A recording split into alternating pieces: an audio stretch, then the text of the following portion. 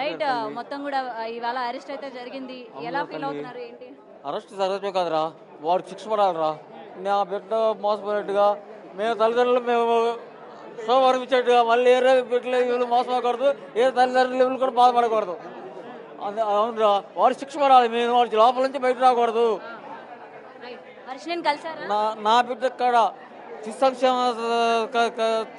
సమస్యలో ఒక పోలీసు సమస్యలో ఒక కౌన్సిలింగ్ ఇచ్చి మాకు అప్పచెప్పాలని కోరుకుంటున్నాను. మీడియా మిత్రులందరికీ కూడా ధన్యవాదాలు. మీ అందరూ మాకు చేసి కృషి. అమృత శ్రీరామరావు.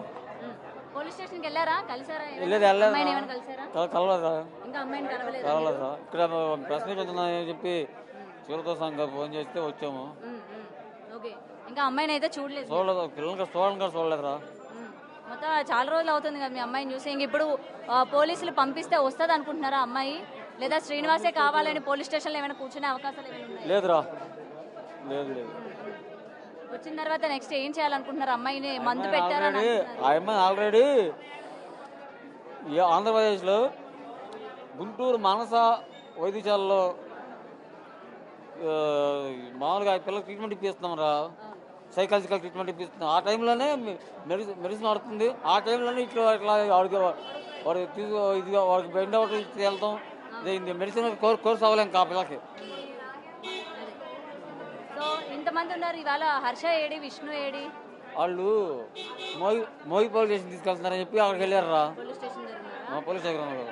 సో నెక్స్ట్ పోలీసులు మీ అమ్మాయిని మీకు అప్పచెప్పిన తర్వాత ఇంటికి తీసుకెళ్తారా, లేకపోతే ఎక్కడికి తీసుకెళ్తారు? ఇంటికి తీసుకెళ్తారు. మళ్ళీ లాస్ట్ టైం లాగా పారిపోతుందేమో, ఎటువంటి జాగ్రత్తలు తీసుకుంటారు? సార్ గట్టిగా జాగ్రత్త తీసుకుంటామమ్మా. సో మళ్ళీ పారిపోకుండా పారిపోయే పని లేదు, జాగ్రత్త తీసుకుంటాం. ఆయన నా కొడుకు ఉంటలేదు, బయట ఉన్నాడు, వాడు లోపల ఉంటాడు. వాడు ఎదురు పడితే నేనే నీకు ఆ రోజు చెప్పాను, ఈ రోజు చెబుతాను. వాడిని అవసరం నేను మర్డర్ చేస్తాను నన్ను తల్లి.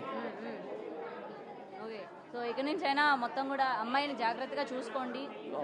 ఎందుకంటే అమ్మాయికి ఏదైతే మానసికంగా సైకాలజికల్ గా ట్రీట్మెంట్ ఇప్పిస్తాం కాబట్టి అది ఆ ట్రీట్మెంట్ ఇంప్రూవ్ చేయించేసి ఆ పిల్లల్ని మా దారిలో వేసుకుంటాం తల్లి.